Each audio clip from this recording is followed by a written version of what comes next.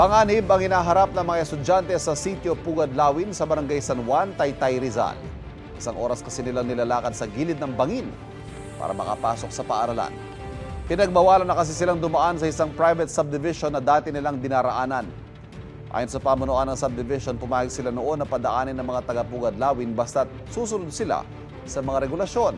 Pero nagkaroon daw ng mga paglabag ang mga residente at naging sunod-sunod din umano ang mga nakawan, kaya naghigpit sila. Ang Taytay LGU nangako na raw sa mga residente na pagagawan sila ng madaraanan. Habang wala pa, hiling ng mga taga-Pugadlawin payagan sila ulit makadaan sa subdivision kahit yung mga bata lang.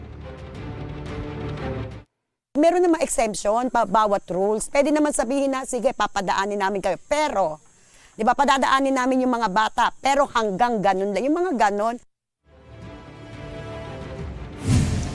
Kapuso, huwag magpapahuli sa latest news and updates. Mag-iuna ka sa balita at mag-subscribe sa YouTube channel ng GMA Integrated News.